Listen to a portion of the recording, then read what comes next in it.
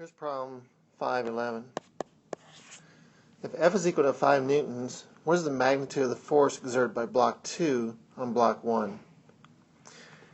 Well, let's try to get some main information on this problem by blobbing the whole system together first.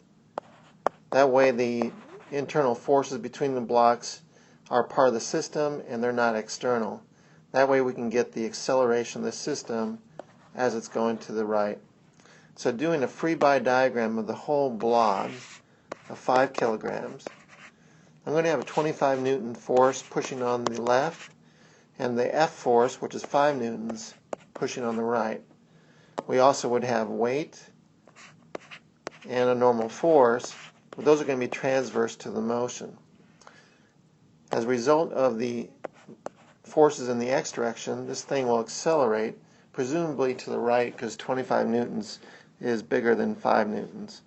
So there's my free body diagram.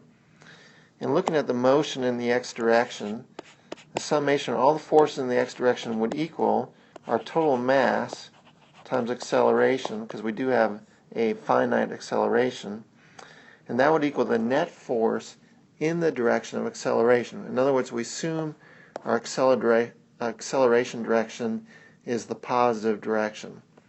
So we're going to have 25 minus 5, or 20 newtons in that direction.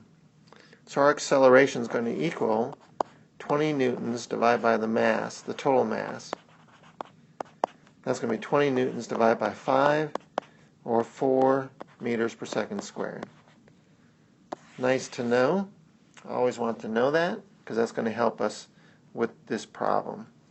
But the question is, what is the contact force between block 2 and block 1? Alright, so let's go internal here. We've got block 1 pushing on block 2, and by Newton's third law, block 2 is pushing back with an equal and opposite force. If I focused in on block 1, the 2 kilogram mass, and did a free body diagram of it, it would have weight, let's call it M1G. It would have a normal force, let's call it N1.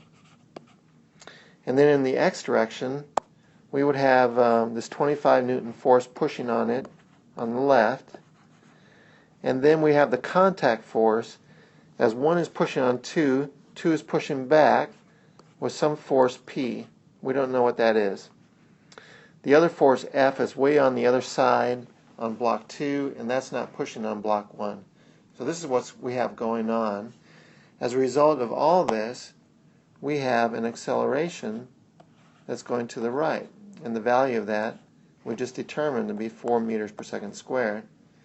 So this is our free body diagram for mass 1.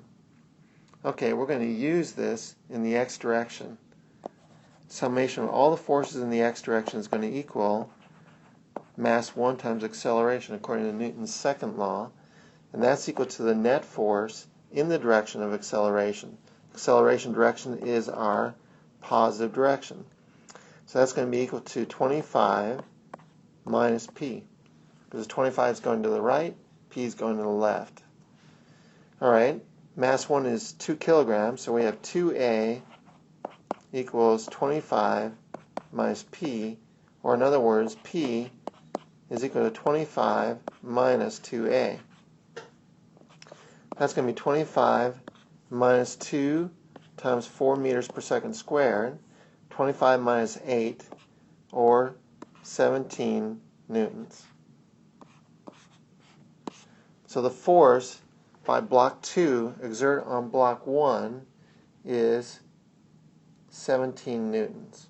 And that's our answer. That also happens to be the magnitude of the force that block 1 exerts on block 2. So they're equal and opposite according to Newton's third law.